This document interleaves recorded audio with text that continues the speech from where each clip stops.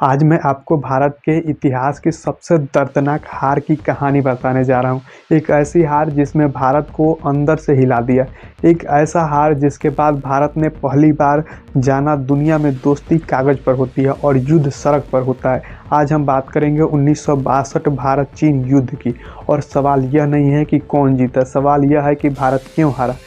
अब ध्यान से सुनिए। हिंदी चीनी भाई भाई, एक नारा एक भ्रम। उस समय भारत में एक नारा बहुत चल रहा था, हिंदी चीनी भाई भाई। ये भ्रम था।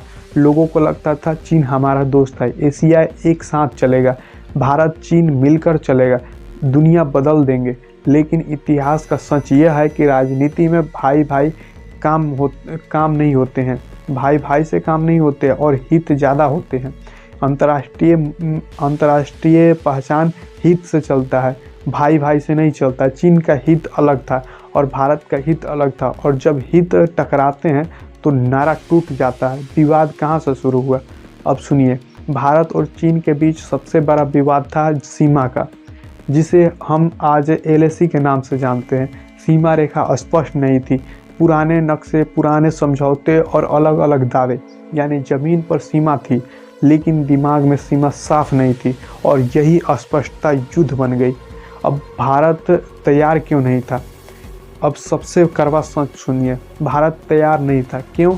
क्योंकि भारत नया देश था, आज़ादी को कुछ साल ही हुए थे, सेना आधुनिक नहीं थी, हथियार कम थे, बर्फीले इलाके में लड़ने की तैयारी कम थी, और भारत पर भरोसा था कि चीन हमला नहीं कर सकता है भारत पर। लेकिन इतिहास में सबसे बड़ी गलती यही होती है कि दुश्मन पर भरोसा करना।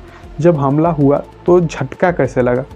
1962 में चीन ने हमला किया तो भारत को जोर का झटका लगा। हमारे जवान बहुत बहादुर थे लेकिन संसाधन कम थे। कई जगह कपड़े कम थे, हथियार कम थे, सपोर्ट कम थे और रणनीति कमजोरी थी।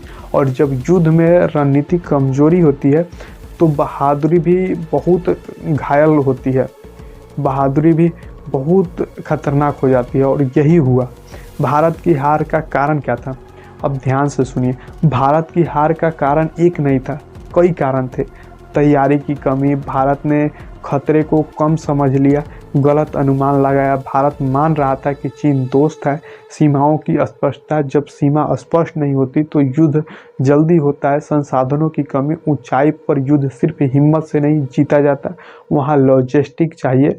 रणनीति कमजोरी, प्लानिंग सही से नहीं थी, और इस वजह से भारत को पीछे हटना पड़ा। सबसे बड़ा झटका क्या था? भारत की हार का सबसे बड़ा झटका था आत्मविश्वास टूट गया, लोगों का भरोसा टूटा, सरकार पर सवाल उठे, देश की सोच बदली, और भारत ने जाना शांति की कीमत तैयारी है। 1962 ने भारत को क्या सिखाया? अब यह सबसे ज़रूरी बात है। 1962 ने भारत को सिखाया कि भावनाओं से देश नहीं चलता, नारे युद्ध नहीं जीतते, दोस्ती तब तक है जब तक हित एक है, और सुरक्षा पर समझौता भविष्य का विनाश है। इस हार के बाद भारत ने अपनी सेना को मजबूत किया, सीमा पर ध्यान बढ़ाया, और धीरे धीरे भारत एक अलग रूप में आया, खड़ा होने लगा भारत एक अलग रूप में, क्योंकि हार तोड़ती भी है और सिखाती भी है।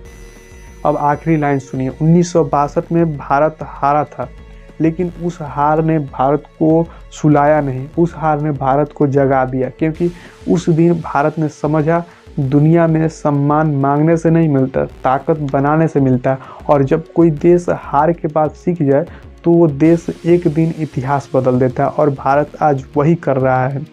लेकिन इसे आगे भी संजोए रखना पड़ेगा, और भी हमें मजबूत होना पड़ेगा, और भी हमें सैनिक को मजबूत करना होगा, और सैनिकों